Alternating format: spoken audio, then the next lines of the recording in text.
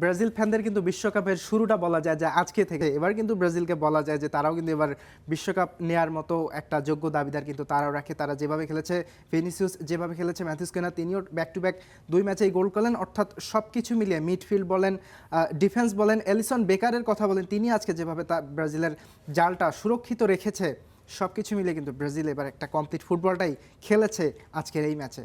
বিশ্বকাপে আরও একটা দুর্দান্ত রাত গেল এবং নকআউটের দৌড়ে যে দলগুলো কে যাচ্ছে না হিসাবটা আরও ক্লিয়ার হয়ে যাচ্ছে। এবং ব্রাজিলের যে খেলাটা সেটা নিয়ে আমরা আসলে মূল আলোচনায় চলে যেতে চাই। স্কটল্যান্ডের সাথে ব্রাজিল নিজের গ্রুপের শেষ ম্যাচটা খেলেছে এবং 3-0 গোলে স্কটল্যান্ডকে রীতিমতো উড়িয়ে দিয়েছে।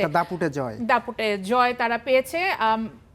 সবুজ, ভিনিসিয়াস জুনিয়রের জোড়া গোল, নেইমারের ফিরে আসা, সব কিছু নিয়ে আমরা আলোচনা করব। তবে সবার আগে ব্রাজিল আজকে যে ফুটবলটা খেলেছে সেই ফুটবলটা নিয়ে কি বলবেন? এই টিম কম্বিনেশনটা, টিম গেমটা যেভাবে তারা খেলেছে। আসলে কার্লো আনচেলত্তিকে এখানে একটা বড় ক্রেডিট দিতেই হবে। তিনি আসলে যেভাবে খেলিয়েছেন এবং এই বিশ্বকাপে আসলে ব্রাজিল ফেভারিট তকমাটা নিয়ে আসে নাই, তবে তারা এই ম্যাচ আসলে যেভাবে খেলেছে এবার কিন্তু ব্রাজিলকে বলা যায় যে তারাও কিন্তু এবার বিশ্বকাপ নেয়ার মতো একটা যোগ্য দাবিদার কিন্তু তারাও রাখে। তারা যেভাবে খেলেছে, ভিনিসিয়াস যেভাবে খেলেছে, ম্যাথিউস কুনহা তিনিও ব্যাক টু ব্যাক 2 ম্যাচেই গোল করলেন। অর্থাৎ সব কিছু মিলিয়ে মিডফিল্ড বলেন, ডিফেন্স বলেন, এলিসন বেকারের কথা বলেন, তিনি আজকে যেভাবে ব্রাজিলের জালটা সুরক্ষিত রেখেছে, সব কিছু মিলে কিন্তু ব্রাজিল এবার একটা কমপ্লিট ফুটবলটাই খেলেছে আজকের এই ম্যাচে। এবং আপনি আনচেলত্তিকে নিয়ে কথা বলছিলেন, আনচেলত্তিকে নিয়ে বলা হয়ে থাকে যেটা ম্যান ম্যানেজমেন্ট কিং।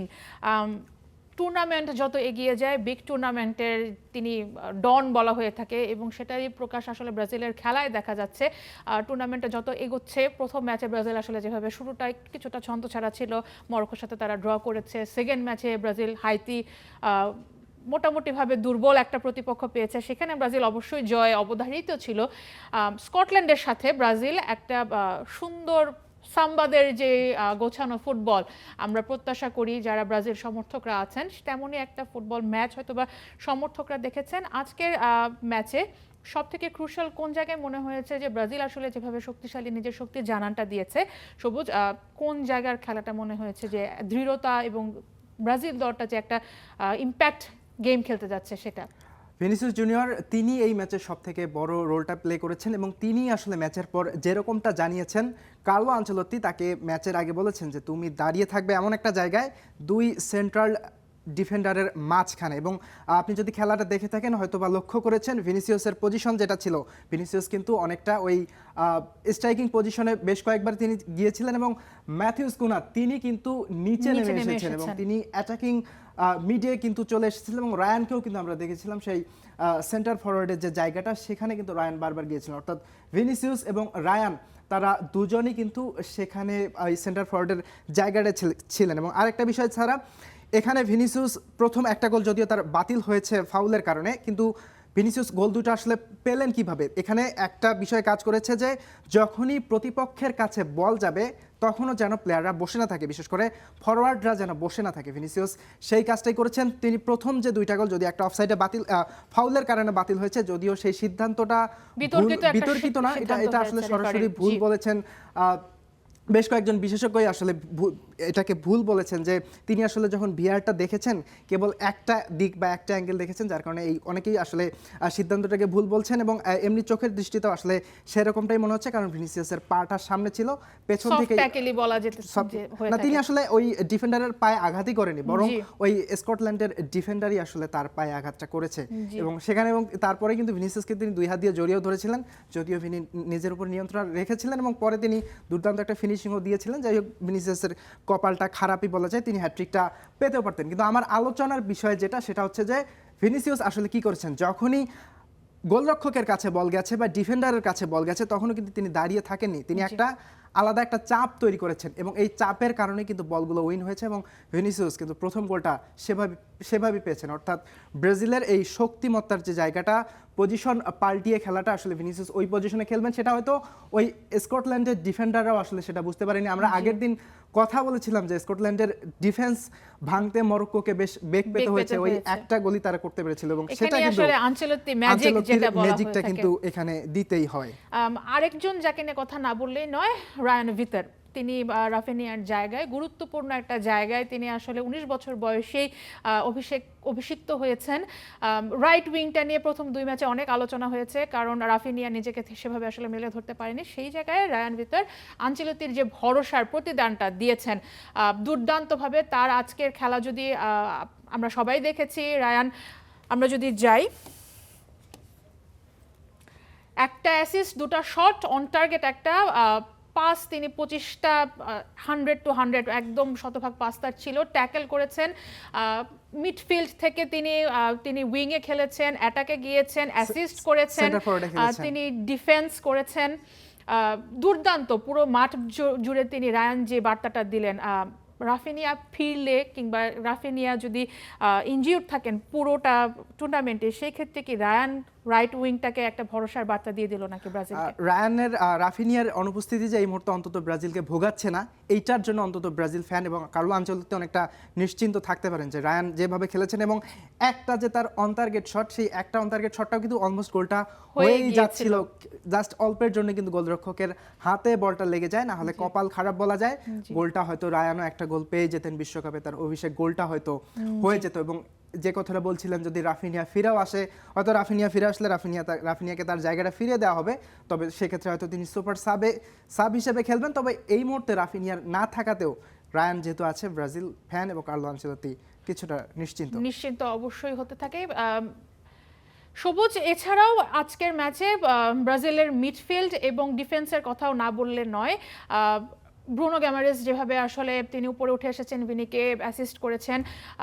মিডফিল্ডটা কিছুটা অচল ছিল বলা হচ্ছিল। প্রথম 2 ম্যাচে ক্যাসেমিরো নিজে ওভাবে খেলতে পারেননি। প্রথম ম্যাচে লুকাস পাকেতার পাস ভুল ছিল। সবগুলো জায়গায় একটা ইম্প্যাক্ট গেম কি দেখা গিয়েছে কিনা ব্রাজিলকে? ব্রুনো গিমারেসের কথা বলছিলেন, ব্রুনো গিমারেস অ্যাসিস্ট করেছেন মাথিউস কুনিয়ার গোলটাতে, এবং তিনি যেভাবে আসলে তিনি যদি শটটা সেখানে নিতেন গোলটা হয়তো বা নাও হতে পারতো। তিনি যেভাবে অ্যাসিস্ট করেছেন এবং মাথিউস কুনিয়া তিনিও দুর্দান্ত একটা ফিনিশিং দিয়েছেন। এখানে ব্রুনো গিমারেস তিনি ম্যাচের ওই ব্রাজিলের এই টুর্নামেন্ট বিশ্বকাপ শুরু থেকেই কিন্তু প্রতিটা ম্যাচেই তিনি আসলে যেভাবে ইম্প্যাক্টটা রেখে যাচ্ছেন, এবং এই বিশ্বকাপ শুরুর আগে থেকেই বলা হচ্ছিল যে এবারের ব্রাজিলের সব মিডফিল্ডার সব থেকে বড় অস্ত্র হবেন এই ব্রুনো গিমারেস।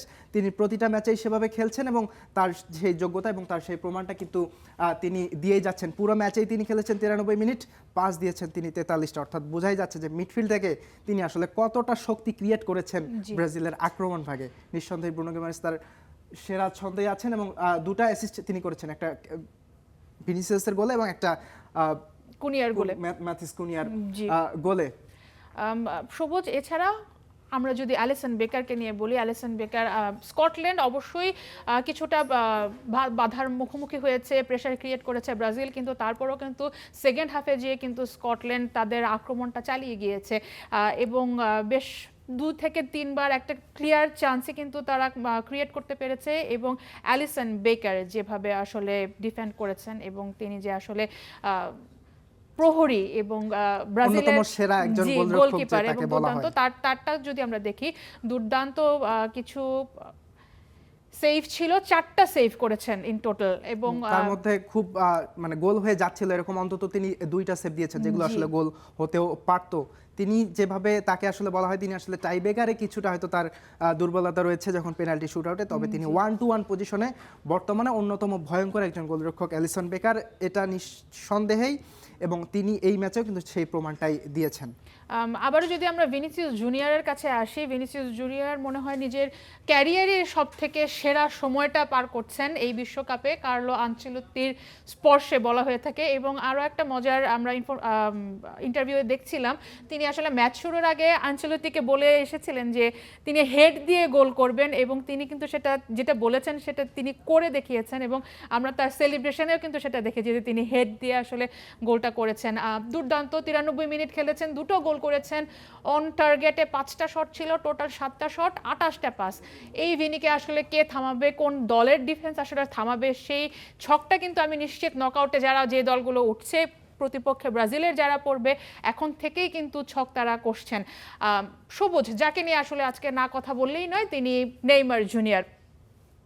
তিনি 73 মিনিটে সাব হয়ে আসলেন, 76 মিনিটে। 76 মিনিটে আসলেন এবং তার যে ফিরে আসা এবং ব্রাজিল পুরো দলের মাঝে যে একটা স্বস্তির নিঃশ্বাস, এই নেইমারের ফিরে আসা ব্রাজিলের জন্য কি বার্তা দিচ্ছে? কিছু ক্ষেত্রে যদি বলি যে ব্রাজিল ফ্যানদের কিন্তু বিশ্বকাপের শুরুটা বলা যায় যে আজকে থেকে। আমি জি। ড্যাফোডিল বিশ্ববিদ্যালয়ে ছিলাম এবং সেখানে আমি দর্শকদের মধ্যে যে উন্মাদনাটা দেখেছি, ম্যাচের আগে আমি তাদের সাথে কথা বলেছি, তারা যেরকমটা জানিয়েছিল যে নেইমার খেলবেন এবং এই কারণে কিন্তু অনেকেই সেই খেলা তো ভোর 4টায়, কিন্তু মানুষ কিন্তু রাতে ঘুমায় না, তারা কিন্তু সেই সারা রাত জেগে থাকে, সেই 4টার আগেই, 2 ঘন্টা আগেই তারা সেখানে উপস্থিত হয় এবং তারা নেইমার জুনিয়রের খেলা দেখবে। সেই অপেক্ষাটাই আসলে তাদের, এবং নেইমার তার ক্যারিয়ারের চতুর্থ বিশ্বকাপ খেলতে নামলেন। সেখানে আমি উপস্থিত ছিলাম, ভিনিসিয়াস জুনিয়র যখন গোল করেছেন তখন তারা যেভাবে উল্লাসটা করেছে, আমার কাছে মনে হচ্ছে যে তার থেকেও বেশি তারা উল্লাসটা করেছে যখন নেইমার জুনিয়র আসলে খেলতে নেমেছেন। এই মুহূর্তটার জন্যই আসলে তারা অপেক্ষায় ছিল এবং কয়েকজন বলছেন যে ভিনিসিয়াসের গোলটা আমাদের কাছে সেলিব্রেশন, কিন্তু নেইমার জুনিয়র যখন মাঠে নামলেন সেটা আমাদের ইমোশন। এই অপেক্ষাটাতেই তো ছিল, এবং নেইমার জুনিয়র যে এই বিশ্বকাপটা খেলবেন কি খেলবেন না তা নিয়ে একটা শঙ্কা ছিল, এবং তারপরে যখন তাকে আসলে নেওয়া হলো, প্রতি তারপরে ম্যাচের আগেই কিন্তু আসলে নেইমার কি খেলছেন না, ইনজুরি কতটুকুন আপডেট, সেটা নিয়ে সবারই শঙ্কা থাকতো, সবাই অপেক্ষা করতেন নেইমার কবে ফিরছেন। এবং সেকেন্ড ম্যাচে যখন হাইতির সাথে জয়ের পর আনচেলত্তি বললেন যে he is fit to play, পুরো ব্রাজিল ভক্তরাই আসলে সেখানে একটা আনন্দ উৎসবের যে আমেজ, সেটাই মনে হয় আজকে পূর্ণতা পেয়েছে সবুজ। নিঃসন্দেহে। এবং নেইমার জুনিয়র আসলে যেটুকু সময় খেলেছেন তিনি আসলে এখানে তো আর ব্রাজিলকে, মানে এই দলের জন্য তার কিছু করার ছিল না, ব্রাজিল ইতিমধ্যে 3-0 গোলে এগিয়ে ছিল আর সেভাবে খেলেনি, তবে তাকে ট্যাকল করতে গিয়ে একজন ডিফেন্ডার ফাউল দেখেছেন স্কটল্যান্ডের, এইটাই মনে হয় যে এই ম্যাচের নেইমার জুনিয়র সব থেকে বড় প্রাপ্তি। তবে যদি একটা গোল দিয়ে তিনি আসলে তার এই ফিরে আসাটা রাঙাতে পারতেন, সেটা নিশ্চয়ই ফ্যানদের জন্য, আমার মনে হয় যে এইভাবে যদি তিনি ফিরে আসতেন সেখানে মনে হয় অনেক ফ্যান আসলে কান্না করে দিতেন যদি নেইমার আসলে আজকে গোল দিয়ে। অপেক্ষাটাতেই আছে পুরো ব্রাজিলের ভক্তরা এবং ব্রাজিল দল, আমি নিশ্চিত। সবুজ, ব্রাজিলকে নিয়ে আসলে অনেক কথা বলার আসলে ব্রাজিল শেষ কিন্তু নেই। এই মুহূর্তে আসলে চ্যাম্পিয়ন হয়েই তারা নকআউট পর্বে গেছে, এবং স্বস্তির এখানে যেটা নিঃশ্বাস স্বস্তির যেটা নিঃশ্বাস। ছিল, যেটা নিয়ে অনেক বেশি আলোচনার অপেক্ষা ছিল, কিন্তু মরক্কো হাইতিকে কিন্তু 4-2 গোলে হারিয়েছে, কিন্তু হাইতি যে খেলাটা খেলেছে এই ম্যাচে বারবার তারা মরক্কোর সাথে, সমতায় এসেছে, বারবার তারা 2-2 সমতা পর্যন্ত ছিল, এরপরে আসলে মরক্কো 2 গোল দেয়, এবং তবু আসলে তাদেরকে ওই ব্রাজিলের মতো 7 পয়েন্ট নিয়েই কিন্তু তাদেরকে নকআউট পর্বে যেতে হচ্ছে। তবে তারা এখানে টেবিলের 2 নম্বরে থাকছে, এবং ব্রাজিল চ্যাম্পিয়ন হওয়ার কারণে তাদের কিছুটা হলেও একটা অ্যাডভান্টেজ থাকছে। আগামী 29 তারিখ রাত 11টায় ব্রাজিল দ্বিতীয় পর্বে, নকআউট পর্বে মুখোমুখি হতে যাচ্ছে, খুব সম্ভবত জাপানের বিপক্ষে হয়তো ব্রাজিলকে দেখব, সম্ভবত আমরা আগামীকাল জানতে পারবো। কাল ভোরেই জাপান এবং নেদারল্যান্ডস দুটো দলেরই খেলা আছে, আলাদা আলাদা ম্যাচে তারা মাঠে নামছে। সবুজ, জাপান এবং নেদারল্যান্ডস যেভাবে খেলছে সেই ক্ষেত্রে কোন দল মনে হয় যে ব্রাজিলের জন্য কিছুটা সুবিধাজনক অবস্থায় থাকবে? জাপানের বিপক্ষে তো আসলে কিছুদিন আগে ব্রাজিল হেরে এসেছে, এবং জাপান আর নেদারল্যান্ডস যখন মুখোমুখি হয়েছে দুটো দলই কিন্তু কেউ আসলে জয় পায়নি, তারা 2-2 গোলে ড্র করেছে। তবে সবকিছু মিলিয়ে নেদারল্যান্ডস তারা তো ইউরোপের দল এবং তাদেরকে এবার অন্যতম হট ফেভারিট বলা হচ্ছে। জাপান এশিয়ার অন্যতম না, এশিয়ার মধ্যে বলা যায় যে সবথেকে শক্তিশালী একটা দল। সম্ভবত এই বিশ্বকাপে জাপান যেভাবে খেলছে অন্যতম ফেভারিট একটা দল, কিন্তু তারা ডার্ক হর্স হতে পারে, এবং ট্যাকটিক্যালি যেভাবে ফিনিশিং এবং জাপানের যে খেলা, তাদের খেলার ধরনটা কিন্তু সবাইকে আসলে অনুপ্রাণিত করেছে বা আনন্দ দিয়েছে। বিশেষ করে তারা নেদারল্যান্ডসের সাথে যে ফুটবলটা খেলেছে শেষ পর্যন্ত হার না মানার মানসিকতাতেই কিন্তু তারা সেই ম্যাচে ফিরে এসেছে। তারা যদি ব্রাজিলের বিপক্ষে এরকম একটা খেলা দেয় তাহলে নিঃসন্দেহে ব্রাজিলকেও কিন্তু বিপদে পড়তে হবে। ব্রাজিল তাদের মাঠে গিয়ে যে ম্যাচটা হেরেছিল সেখানেও কিন্তু ব্রাজিল শুরুতে এগিয়ে গিয়েছিল, কিন্তু পরবর্তীতে তাদের সেই ওই হার না মানার মানসিকতাতেই কিন্তু তারা ফিরে এসেছে। সবুজ, আরো দুটো ম্যাচ হয়েছে। চেক রিপাবলিককে মেক্সিকো 3-0 গোলে হারিয়েছে। মেক্সিকো এইবারের বিশ্বকাপে মনে হচ্ছে অপ্রতিরোধ্যভাবে খেলে চলেছে, স্বাগতিক একটা দেশ। সাউথ আফ্রিকা সাউথ কোরিয়াকে হারিয়ে দিয়েছে, এবং বিশ্বকাপে দীর্ঘদিন পরে সাউথ আফ্রিকা ফিরেই কিন্তু নকআউট নিশ্চিত করলো। দুর্দান্ত এই ম্যাচটাও একটা দুর্দান্ত ম্যাচ হয়েছে। আমরা যদি দেখি আপকামিং যে ম্যাচগুলো আছে, রাত 2টায় মুখোমুখি হবে ইকুয়েডর এবং জার্মানি নিঃসন্দেহে এই বিশ্বকাপের তাদের রানটা খুব দুর্দান্তভাবে যাচ্ছে এবং খুব বড় বড় গোল দিয়ে তারা ম্যাচে বড় ব্যবধানের আসলে জয়গুলো তারা জয়গুলো পাচ্ছে। পাচ্ছে। এরপর রাত 2টায় একই সময়ে কিউরাসাও এবং আইভরি কোস্ট মুখোমুখি হবে। চমক দেখানো যে দলটা কিউরাসাও বিশ্বকাপে এবার এসেই আসলে একের পর এক চমক দেখাচ্ছে। এরপরে জাপান এবং সুইডেনের একটা হাড্ডাহাড্ডি লড়াই অপেক্ষা করছে এবং এই দুই দলের মাঝে কোন দলটা নকআউট খেলবে সেটাই কিন্তু নির্ধারিত।